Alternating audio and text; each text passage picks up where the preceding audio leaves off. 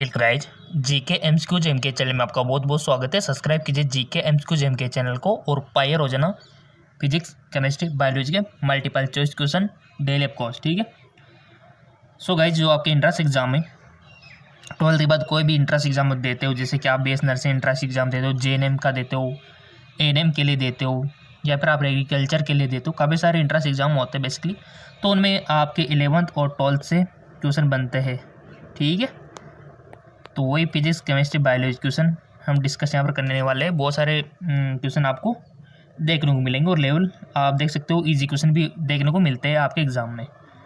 तो चलिए शुरू करते हैं। किसी मनुष्य के शरीर का सामान्य तापक्रम कितना होता है?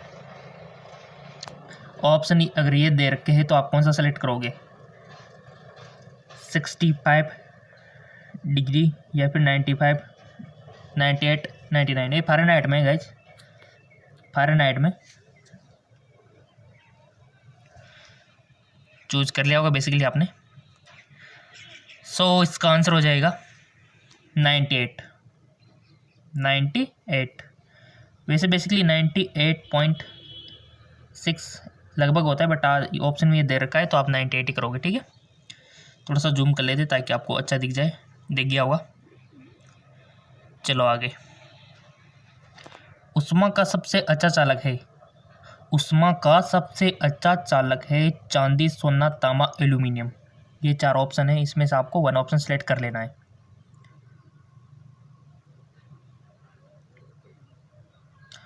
उष्मा का सबसे अच्छा चालक। सो गाइज चूज कर लिया आपने। देखो अगर आप सिलेक्ट करते हो कोई भी ऑप्शन और उसके बाद अगर गलती भी निकलता है तो आप कुछ सीखते हो, तो कोई भी ऑप्शन यहाँ पर सिलेक्ट करना जरूरी है। कर लिया होगा। इसका राइट ऑप्शन है चांदी यानी कि सिल्वर। सबसे अच्छा चालक है सिल्वर।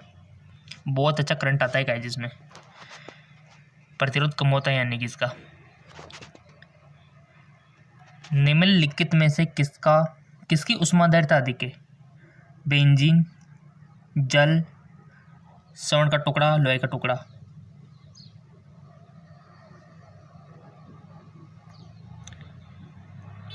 किसकी ऊष्माधारिता अधिक है? राइट ऑप्शन जल। जल की ऊष्माधारिता अधिक है। अगला क्वेश्चन, निम्नलिखित में से किसके द्वारा अधिक ज्वालक पैदा होता है? भाप, गर्म हवा, सूर्य किरणें, ये सभी।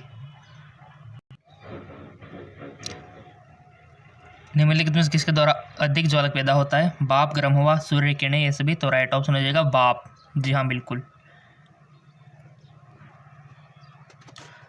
अगला क्वेश्चन है,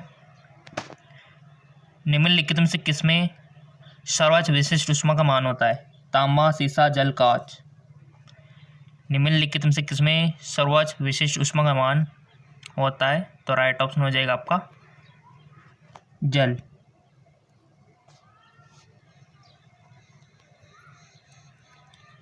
ऊष्मा का सबसे अच्छा चालक है। ऊष्मा का सबसे अच्छा चालक है चांदी, तांबा, सोना, इनमें से कोई नहीं। देखो विद्युत का तो आपने चांदी बता दिया, लेकिन यहाँ पर ऊष्मा का हीट का पूछा है तो आप क्या बताओगे?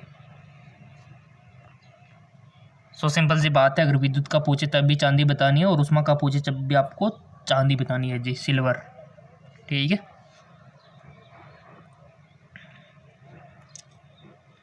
अगला क्वेश्चन, आणविक संघटन के द्वारा ऊष्मा का संप्रेषण क्या कहलाता है? संवहन, विकिरण, चालन, प्रकीर्णन। आणविक संगठन के द्वारा ऊष्मा का संप्रेषण क्या कहलाता है? वो कहलाता है आपका संवहन। क्या कहलाता है? संवहन। ठीक है। निम्नलिखित द्रव में कौन सा ऊष्मा का बहुत अच्छा चालक है? द्रव में बताना है। अब यहाँ पर चांदी वांदी नहीं बताया क्योंकि चांदी तो सॉलिड है, टॉस है। ठीक है। आपको यहाँ लिक्विड बताना है जो ऊष्मा का सबसे बहुत बढ़िया चालक है। तो यहाँ पर ऑप्शन है इत्र, बेंजीन, पारा, पानी। बताओ अब। लिक्विड आपको बताना है जो ऊष्मा का बहुत अच्छा चालक है। तो राइट ऑप्शन हो जाएगा पारा। ठीक है, मरकरी। उष्मा का अच्छा चालक है। लेकिन गाइज अगर एक और क्वेश्चन पूछ लिया जाए, फिर विद्युत का कौन सा द्रव्य विद्युत का सबसे अच्छा चालक है, फिर क्या बताओगे आप? भाई टॉस में तो सिल्वर है विद्युत का भी, बट अगर लिक्विड में पूछा जाए तो क्या बताओगे? कमेंट करके आप बता सकते हो इसका आंसर। और इससे पिछले जो वीडियो था ना गाइज, उसमें एक क्वेश्चन था हमारा, उसमें क्या है रॉन्ग आंसर चला गया था।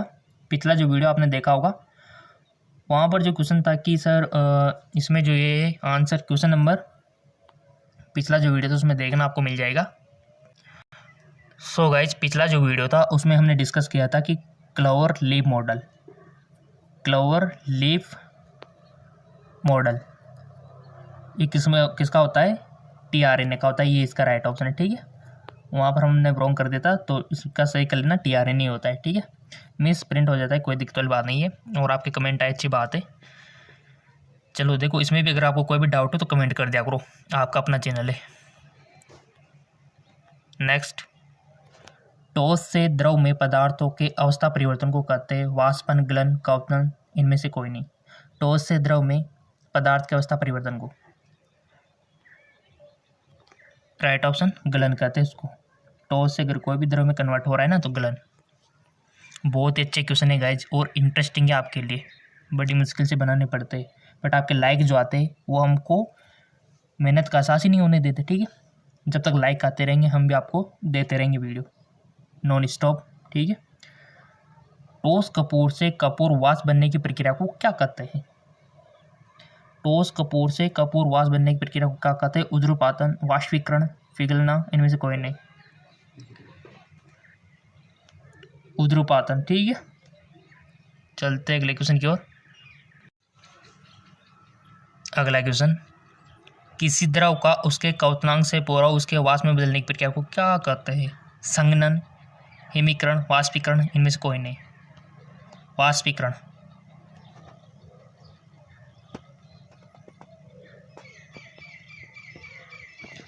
ऊष्मागतिकी के प्रथम नियम से संरक्षित होता है संवेग, ऊर्जा, ऊर्जा और संवेग दोनों, इनमें से कोई नहीं। ऊष्मागतिकी के प्रथम नियम से संरक्षित होता है तो राइट ऑप्शन हो जाएगा आपका ऊर्जा, ठीक है।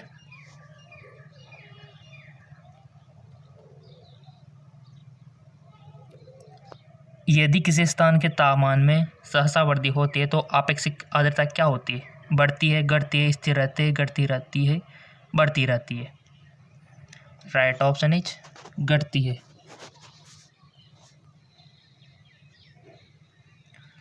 ध्वनि तरंगों की प्रकृति होती है अनुदैर्घ्य, अप्रगामी, अनुप्रस्थ, विद्युत चुम्बकीय। अनुदैर्घ्य। ध्वनि की चाल अधिकतम होती है जल में, वायु में, निर्वात में, इस्पात में। ध्वनि की चाल और प्रकाश की चाल तो याद रखनी है आपको, किसमें अधिक होती है किसमें कम होती है। और हमने काफ़ी बार आपको बता रखा है कि ध्वनि की चाल और प्रकाश की चाल दोनों अपोजिट है। जैसे कि ध्वनि की चाल की अगर हम बात करें तो सबसे ज़्यादा हम ही बता दें, चलो आपने भी आ गया होगा, सबसे ज़्यादा टॉस में होते हैं गाइज, ठीक है। और उससे कम द्रव में, और उससे कम गैस में, याद रखना इक्वेशन। और उससे कम निर्वात में। निर्वात में जीरो होते हैं मानो। निर्वात मतलब जहाँ पर हवा भी नहीं, कुछ भी नहीं है ना, तो जीरो है। वहाँ पर ध्वनि एक जगह से दूसरी जगह जा ही नहीं सकती, जैसे कि चंद्रमा पे, ठीक है। ये क्रम है ध्वनि का। इसी प्रकार अगर हम बात करें प्रकाश की, तो प्रकाश में इसका उल्टा है। जी हाँ, बिल्कुल एकदम उल्टा है। निर्वात में सबसे ज़्यादा होती है, वायु में उससे कम, द्रव में उससे कम, ठोस में उससे कम, यानी कि एक दूसरे से उल्टे है। याद रह जाएगा, आप एक रख लो। सो ध्वनि की चाल अधिकतम किस में होती है? अभी तो हमने पढ़ा है इस्पात क्या है? ठोस, तो ठोस में, ठीक है। तो ऐसे आपको याद रखनी है। और ये क्वेश्चन घूम फिर के उल्टा आ जाए कि ध्वनि की चाल सबसे कम किस में होती है, तो आपको ऑप्शन सी करना है फिर निर्वात में। थोड़ा सा इस बात का ध्यान रखना और प्रकाश का भी ध्यान रखना है। चलो, बहुत अच्छे। कौन सी प्रक्रिया प्रकाश और ध्वनि दोनों में घटित नहीं होती है? ध्रुवण, अपवर्तन, विवर्तन, परावर्तन। कौन सी प्रक्रिया प्रकाश और ध्वनि दोनों में घटित नहीं होती है? लाइट और साउंड दोनों में घटित नहीं होती है, कौन सी गाइस? बहुत अच्छा क्वेश्चन मोस्ट है, और इन क्वेश्चन से आपका दिमाग खुलता है। जी हाँ बिल्कुल, अगर आपने कुछ टॉपिक छूट भी रहा होगा ना तो याद दिला देगा क्वेश्चन आपको कि वो टॉपिक आपने नहीं पढ़ा, पढ़ो उसको, ठीक है। तो बहुत ही अच्छे क्वेश्चन है गाइस ये। इसका राइट ऑप्शन हो जाएगा दुर्वण। नेक्स्ट,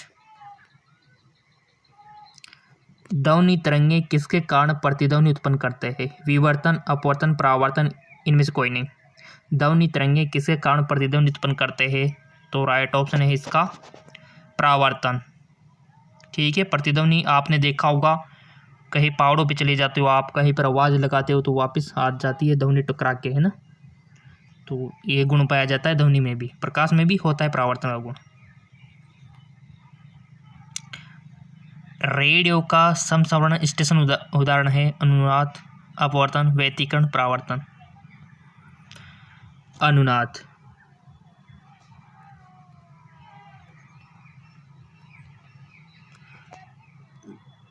डॉपलर प्रभाव संबंधित है मुद्रा, प्रचलन, मनोविज्ञान, ध्वनि, जनसंख्या। ध्वनि। डॉपलर प्रभाव संबंधित है ध्वनि।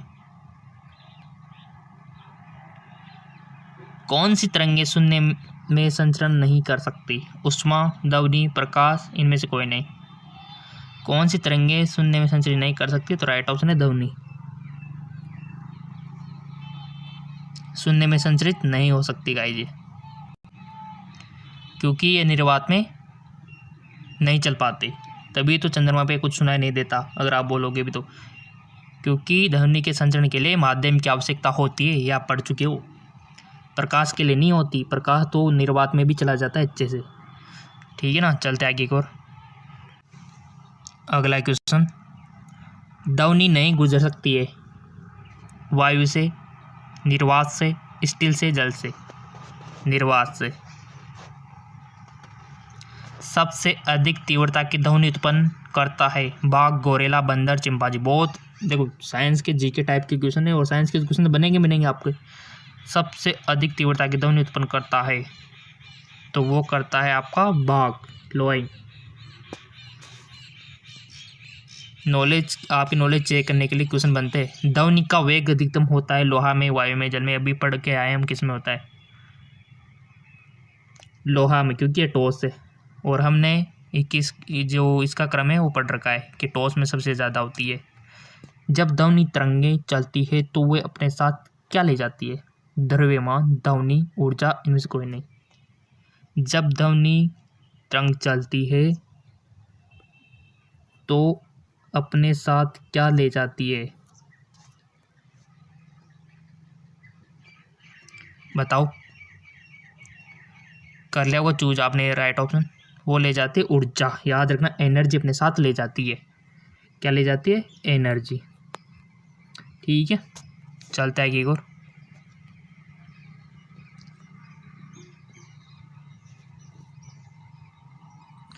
थोड़ा सा लॉन्ग है बट ईजी है। जब प्रकाश के लाल, हरा व नीला रंगों को समान अनुपात में मिलाया जाता है तो परिणामी रंग होता है काला, श्याम, सफ़ेद, मैजेंटा। जब प्रकाश के लाल, रेड, ग्रीन, ब्लू रंगों को समान अनुपात में, अनुपात समान होना चाहिए देखो। सो राइट ऑप्शन सफ़ेद। जी हाँ बिल्कुल सही सुना आपने, सफ़ेद ही होगा। और वैसे भी आपको पता है कि सूर्य में 7 रंग है, बट आपको एक ही रंग दिखता है जो दिन भर देखते रहते हो आप, बट वो छिपे हुए 7 रंग तो है, आपने इंद्रधनुष के टाइम पे दिखाई देता है वो। अगला क्वेश्चन, कमरे में किस प्रकार का लेंस उपयोग में लाया जाता है? बताइए, कैमरे में किस प्रकार का लेंस उपयोग में लाया जाता है? कमरा नहीं है, कैमरा है, ठीक है ना। आपके मोबाइल फ़ोन के पीछे जो कैमरा होता है, आगे जो कैमरा होता है, फ़ोटो एडिटिंग के लिए, फ़ोटो खींचने के लिए कैमरा, ठीक है। तो कैमरे में किस प्रकार का लेंस उपयोग में लाया जाता है? उत्तल, वर्तुलाकार, समान मोटाई का, अवतल। तो राइट ऑप्शन है उत्तल का, ठीक है। और वाहनों में किस प्रकार का लेंस उपयोग में लाया जाता है? किस प्रकार का दर्पण उपयोग में लाया जाता है? लेंस नहीं, लेंस में दर्पण में तो बहुत अंतर है। उत्तल दर्पण वहाँ पर काम करता है वाहनों में पीछे की साइड को देखने के लिए। कौन सा? उत्तल दर्पण। नेत्रदान में दाता की आँख के किस हिस्से को प्रतिरोपित किया जाता है? लेंस, कॉर्निया, पूरी आँख, रेटिना। बताओ। नेत्रदान में आँख का कौन सा भाग डोनेट किया जाता है? कॉर्निया किया जाता है गाइस। आपका आँख का जो पारदर्शी पार्ट है ना, आगे आगे का, पता ही नहीं चलता कि दान भी किया है कि नहीं किया। ठीक है, आप तो सोचते होंगे कि पूरे को डोनेट किया जाता होगा, पूरे को निकाल के डोनेट किया जाता है। ऐसा बिल्कुल भी नहीं है, ऊपर की लेयर को निकाला जाता है बस, पता ही नहीं चलता कि डोनेट भी किया है कि नहीं किया है। ठीक है, तो उस कॉर्निया को निकाला जाता है जो कि पारदर्शी पार्ट है। मनुष्य के आँख में प्रकाश तरंगे किस स्थान पर स्नायु उद्भेदों में परिवर्तन होते? नेत्र तारा में, रेटिना से, लेंस से, कॉर्निया से। तो राइट ऑप्शन हो जाएगा आपका रेटिना से। मायोपिया से क्या तात्पर्य है? निकट दृष्टि दोष, वृणांता, दूर दृष्टि दोष, इनमें से कोई नहीं। तो राइट ऑप्शन है निकट दृष्टि दोष। दूरबीन का आविष्कार किया था? एडिसन ने, गुटेनबर्ग ने, गैलीलियो ने, इनमें से कोई नहीं। दूरबीन का आविष्कार गुटेनबर्ग ने। और जैसा कि हमने आपको बता रखा है कि फेसबुक इंस्टाग्राम पे फॉलो कर लेना, और एक और चैनल है जेके लोन जॉब चैनल, यहाँ से भी आपको काफ़ी सारे क्वेश्चंस मिलेंगे, ढेर सारे क्वेश्चंस मिलेंगे, काफ़ी सारे क्वेश्चन। लिंक नीचे दिया हुआ डिस्क्रिप्शन में।